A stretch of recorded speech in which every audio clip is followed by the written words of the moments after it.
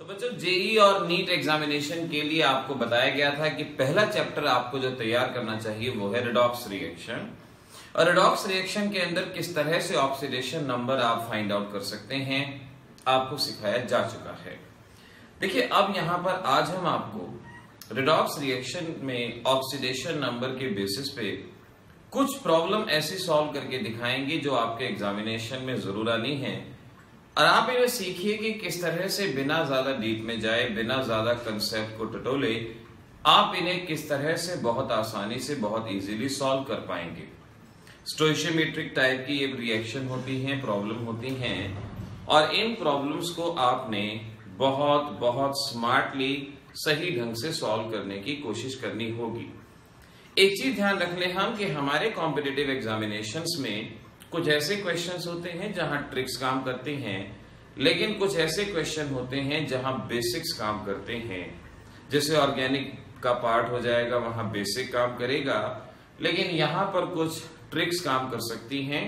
आइए चलिए इसके बारे में सीखते हैं। आपके एग्जाम में क्वेश्चन आता है, find out number of moles of KMnO4 reacts with 1 mole of oxalic acid.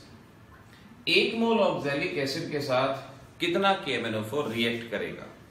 बहुत सारे केस में बच्चों को रिएक्शन भी याद नहीं होती। अब रिएक्शन अगर दी जाए तो उससे फाइंड आउट करने की कोशिश की जा सकती है। अब इस तरह का अगर न्यूमेरिकल अगर क्वेश्चन आएगा तो कैसे आप प्रोसीड करेंगे जान लीजिए। आपको कुछ बातें याद रखनी होंगी कि KMnO4 एसिडिक मीडियम में Mn+2 में बदलता है, बेसिक और न्यूट्रल में MnO2 के अंदर बदलता है, ये याद रखना चाहिए। तो हमारे पास KMnO4 है, एसिडिक मीडियम है, हमने मान लिया ये Mn+2 में। क्या साइड प्रोडक्ट है हमें नहीं याद, मान लिया आपको नहीं याद होते हैं, ठीक है कोई बात नहीं। कम से कम KMnO4 किस में बदलता है ये तो मालूम हो ही सकता है। ऑक्सैलिक एसिड ये कन्वर्ट होता है कार्बन डाइऑक्साइड में। फेरस होगा तो फेरिक के अंदर, सल्फाइड होगा सल्फर के अंदर, सल्फाइड होगा सल्फेट के अंदर। तो इस तरह से कुछ कॉमन बातें आप याद रख सकते हैं। तो सबसे पहले आपने जो भी रिएक्टेंट दिए गए हैं उनमें एक रफ आइडिया लगा लिया कि भाई ये इसमें बदल सकता है, इस तरह से कन्वर्ट हो सकता है, तो आगे प्रोसीड करने में इजी रहेगा, आसानी रहेगी। अब देखिए आपने क्या करना है, आपने कहीं रफ में रिएक्टेंट को लिख लेना है, उनमें कितने ऑक्सीडेशन नंबर का चेंज हो रहा है ये आपने वहां पर मालूम करना है कि कितने ऑक्सीडेशन नंबर का चेंज होगा। फिर आपने वहां पर नंबर ऑफ मोल्स देखने हैं कितने होंगे, और इस तरह से रिएक्शन को, प्रोसीजर को, क्वेश्चन को सॉल्व करेंगे। फॉर एग्जाम्पल KMnO4 है, मैग्नीज, यहां मैग्नीज का ऑक्सीडेशन नंबर 7 आएगा, यहां मैग्नीज का ऑक्सीडेशन नंबर 2 आएगा। तो मैं कह सकता हूं कि KMnO4 के अंदर चेंज इन ऑक्सीडेशन नंबर होगा 5 यूनिट का। 5 यूनिट का चेंज इन ऑक्सीडेशन नंबर होगा। और ये है ऑक्सैलिक एसिड। ऑक्सैलिक एसिड में अगर आप ऑक्सीडेशन नंबर निकालेंगे तो यहां पर आप देख पाएंगे कार्बन का ऑक्सीडेशन नंबर आएगा 3 और यहां पर कार्बन का ऑक्सीडेशन नंबर आएगा 4। ऑक्सीडेशन नंबर हमने देखा यहां 3 यहां 4, लेकिन ध्यान रखें एक कार्बन का 3 है, 2 कार्बन है, तो हम इस बात को ऐसे लिखेंगे कि अगर एक कार्बन का 3 है तो जितने रिएक्टेंट में एटम हैं उसके हिसाब से ऑक्सीडेशन नंबर। इतना आपको ध्यान रखना है कि जितने रिएक्टेंट साइड में एटम हैं सभी के ऑक्सीडेशन नंबर में फर्क होगा। याद रखना अभी हमने रिएक्शन बैलेंस नहीं की है। अब रिएक्टेंट साइड में अगर 2 कार्बन है तो वहां भी आपको 2 कार्बन ही कंसीडर करने होंगे। बैलेंसिंग के बाद तो ऑटोमेटिकली वो 2 ही आ जाएंगे, बट इतना ध्यान रखें कि जो रिएक्टेंट साइड में दिया गया है चेंज उसी में आना है। तो यहां 2 कार्बन का ऑक्सीडेशन नंबर 6 है, यहां भी हम 2 ही कार्बन का कंसीडर कर लेंगे और वो टोटल कितना हो जाएगा 8 हो जाएगा। तो इस केस में change in oxidation number 6 to 8, यानी यहां पर टोटल 2 यूनिट का ऑक्सीडेशन नंबर का चेंज हुआ। तो इस तरह से आपने रिएक्टेंट में पता लगा लिया कि कितना ऑक्सीडेशन नंबर का चेंज हुआ। अब किसी भी रिएक्शन में जितना ऑक्सीडेशन नंबर इंक्रीज होता है उतना ही ऑक्सीडेशन नंबर डिक्रीज होता है, यानी इन दोनों का change in oxidation number equal होना चाहिए। और इसको इक्वल करने के लिए आप जितने से मल्टीप्लाई करेंगे वो उसका नंबर ऑफ मोल कहलाया जाएगा। इनको इक्वल करने के लिए जितने से मल्टीप्लाई करेंगे वो उसका नंबर ऑफ मोल कहलाया जाएगा। यानी अगर मैं इसको 2 से मल्टीप्लाई करता हूं तो ये कितना हो गया 10, और इसे 5 से मल्टीप्लाई करता हूं तो ये कितना हो गया 10। तो KMnO4 का कोफिशिएंट यानी नंबर ऑफ मोल बनेगा 2 और इसका नंबर ऑफ मोल बनेगा 5। तो यहां से हम स्मार्टली इस ट्रिक के जरिए पता लगा पाएंगे 2 moles of KMnO4 reacts with 5 moles of oxalic acid। अब जो स्टेटमेंट में कहा है वो देखो, find out number of mole of KMnO4 reacts with 1 mole of oxalic acid। 1 mole oxalic acid के साथ कितने मोल KMnO4 रिएक्ट होते हैं? So we can see 5 moles of oxalic acid reacts with 2 moles of KMnO4। 5 moles of oxalic acid reacts with 2 mole और 1 mole कितने के साथ react होगा? तो जवाब आ गया 2/5। ये हमारा आंसर रहेगा। तो इस तरह से smartly change in oxidation number को देखते हुए आप इस टाइप के क्वेश्चन को सॉल्व करने की कोशिश करेंगे। मैं 1-2 क्वेश्चन आपको यहां इसी मेथड से और कराता हूं, उनको और ध्यान से समझने की कोशिश करना। सपोज आपसे कहा जाता है कि भाई आपके पास फेरस आयन है, फेरस आयन आपसे कहा कितने मोल KMnO4 के 1 मोल फेरस आयन के साथ रिएक्ट करेंगे। देखते हैं कि किस तरह से इस क्वेश्चन को सॉल्व करेंगे। सपोज आप रिएक्शन नहीं जानते तो आपने रिएक्टेंट साइड में फेरस आयन और KMnO4 लिख लिया, ये आपने लिख लिया। एसिडिक मीडियम में आपको रिएक्शन दी गई है तो एसिडिक मीडियम में KMnO4 Mn+2 के अंदर कन्वर्ट होगा और फेरस किस में जाएगा? फेरिक आयन, ये ध्यान रख लेना है, ferrous to ferric. Now reactant, पहला रिएक्टेंट ले लिया हमने KMnO4, change in oxidation number 7 और ये 2 कितने का चेंज? 5 का रहा। फिर हमने लिया फेरस, एक ही फेरस है, यहां ऑक्सीडेशन नंबर 2, यहां ऑक्सीडेशन नंबर 3, तो ये 1 आ गया। तो इस तरह से चेंज इन ऑक्सीडेशन नंबर। अब इसको इक्वलाइज करना है, जितना एक में चेंज होगा उतना ही दूसरे में मल्टीप्लाई बाय 5 मल्टीप्लाई बाय 1। तो हम कहेंगे ये जो भी कोफिशिएंट आएगा ये इनके मोल्स बन जाएंगे, ये इनके मोल्स बन जाएंगे। तो हमें पता लगाना था find out number of mole of KMnO4 reacts with 1 mole of ferrous. 1 mole ferrous के साथ कितना? तो यहां से मालूम पड़ता है 5 मोल फेरस के साथ KMnO4 रिएक्ट करता है 1 मोल, तो 1 मोल के साथ कितना करेगा? 1/5। ये आपका आंसर आएगा, ये आपका जवाब बनेगा। तो इस तरह से ये प्रॉब्लम सॉल्व कर ली और एडवांस इंपॉर्टेंट प्रॉब्लम की तरफ आगे बढ़ते हैं। अब सपोज आपसे कहा कि आपके पास है 1 मोल फेरस ऑक्सीडेट, 1 मोल फेरस ऑक्सीडेट आपको बताना है कितना रिएक्ट होगा। 1 मोल फेरस ऑक्सीडेट आपको दिया गया है। Now ferrous oxidate FeC2O4 reaction है KMnO4 की, और अगर कुछ भी नहीं दिया गया तो हम बाय डिफॉल्ट एसिडिक मीडियम में ही रिएक्शन को ले रहे हैं। कन्वर्ट होगा Mn+2 के अंदर, ये हमें मालूम रहे। अब फेरस है तो फेरस कन्वर्ट होगा फेरिक के अंदर, ऑक्सलेट ऑक्सैलिक एसिड बताया था आपको CO2 के अंदर। इस तरह से ये हमारे एक रिएक्टेंट प्रोडक्ट हो गए। बैलेंस नहीं किया आपने, डायरेक्ट लिखा है। अब चेंज इन ऑक्सीडेशन नंबर की बात करते हैं। KMnO4 वही, यहां 7 यहां 2, चेंज कितने का? 5 का। यहां देखिए आयरन का ऑक्सीडेशन नंबर है 2 और यहां आयरन का ऑक्सीडेशन नंबर है 3।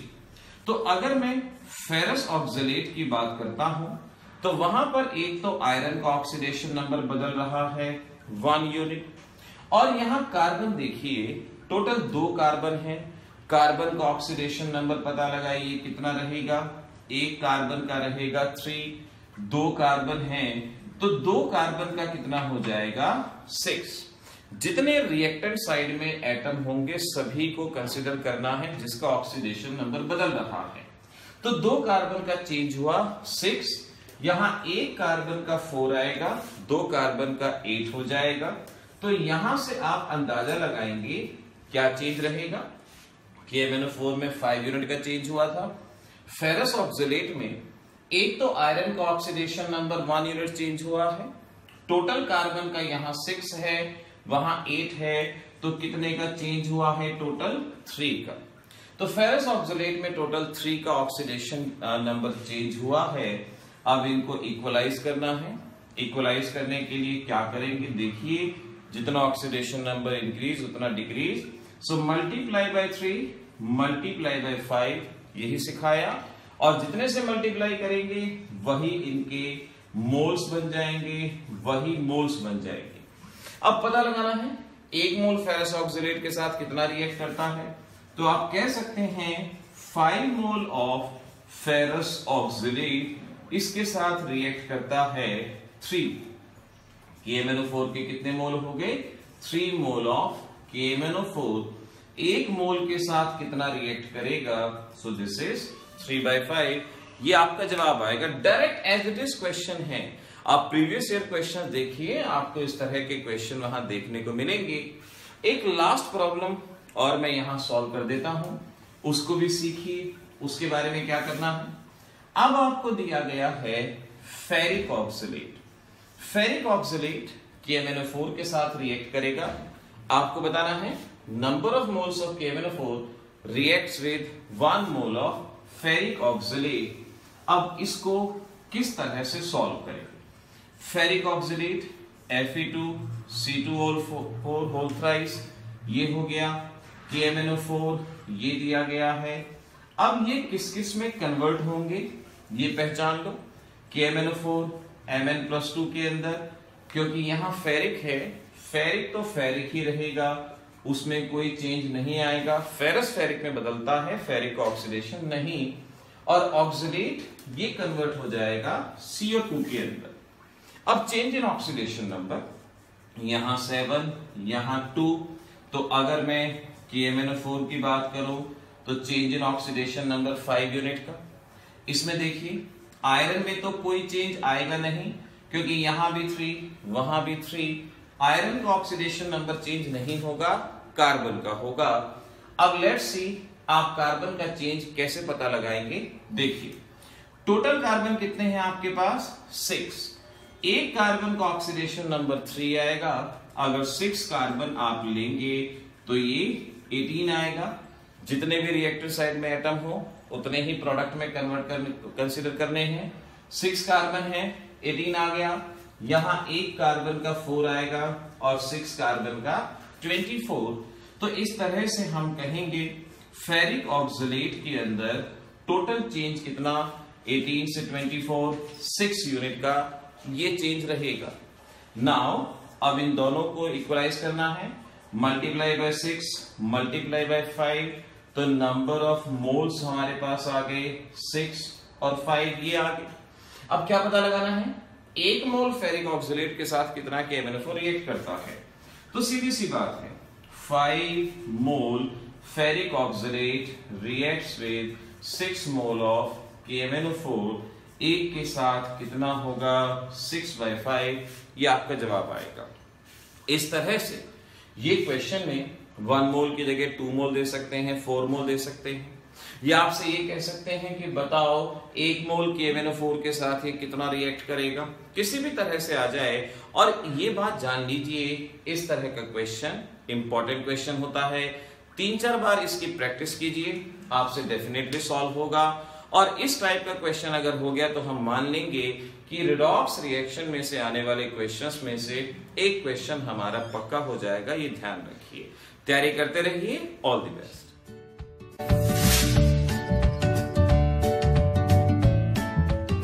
इक्विवेलेंट मास निकालना अभी हमने सीखा, gram molecular mass upon n factor.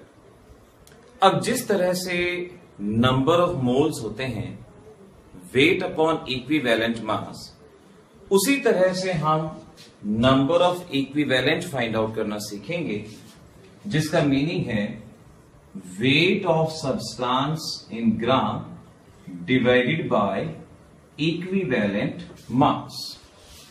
Weight upon equivalent mass is called as number of equivalent and weight upon molecular mass is called as number of mole। ये difference याद रखना है।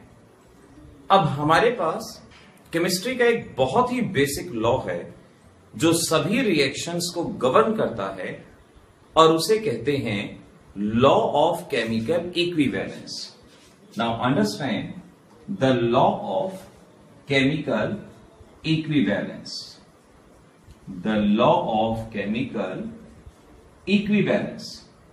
और इस लॉ में एक बहुत केमिस्ट्री की जो एक रूट बात है, एक बेसिक बात है, उसके बारे में कहा गया।